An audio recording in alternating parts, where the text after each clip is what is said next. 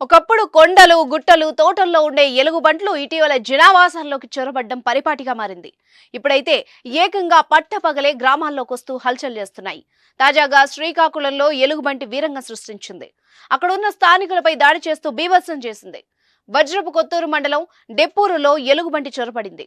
వీధుల్లో యథేచ్ఛగా తిరుగుతూ హల్చల్ చేసింది. తేజస్ అకాడమీ స్థాపించిన 12 సంవత్సరాల్లో 1918 డిఫెన్స్ ఉద్యోగాలతో పాటు ఇంటర్లో రాష్ట్ర స్థాయి మార్కు సాధించి తెలంగాణ నెంబర్ 1 గా నిలిచిన తేజస్ పిన్నాసి కుమారస్వామిపై దాడి చేసి తీవ్రంగా గాయపరిచింది. అక్కడి నుంచి సమీపంలోని జీడి తోటల్లో పనిచేస్తున్న లైశెట్టి నారాయణమ్మ, తాతారావు, ఊర్మిళ్లపై కూడా దాడి చేసి గాయపరిచింది. గాయపడిన బాధితుల్ని పలాస ప్రభుత్వ ఆసుపత్రికి తరలించి చికిత్స అందిస్తున్నారు. వీరిలో కుమారస్వామి, నారాయణమ్మల పరిస్థితి విషమించడంతో ప్రాథమిక చికిత్స అనంతరం శ్రీకాకుళంలోని రిమ్స్ ఆసుపత్రికి తరలించినట్టు ఆసుపత్రి వర్గాలు తెలిపాయి.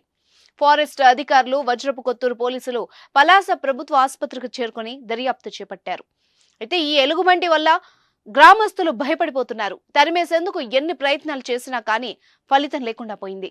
సుమారు గంట పాటు గ్రామ వీధుల్లో సంచరిస్తూ హడలెత్తించింది. ఇంటింటికి తిరుగుతూ ఆహారం కోసం వెతుకుతూ కంగారెత్తించింది. దొరికిన వాటిని తిని వీధుల్లో సంచరించింది. ఎలుగుబంటి సంచారంతో గ్రామస్తులు ఇళ్ల నుంచి బయటకు రావడానికి భయపడిపోతున్నారు. ఇటీవల తరచూ ఎలుగుబంట్లు ఇలా గ్రామాల్లోకి వస్తుండటంతో ప్రజలు తీవ్ర ఆందోళనకు గురవుతున్నారు. ఏ క్షణం ఎవరిపై దాడి చేస్తుందోనని భయపడిపోతున్నారు. వీటి బారి నుంచి తమకు రక్షణ కల్పించాలని, వెంటనే అధికారులు చర్యలు తీసుకోవాలని గ్రామస్తులు కోరుతున్నారు.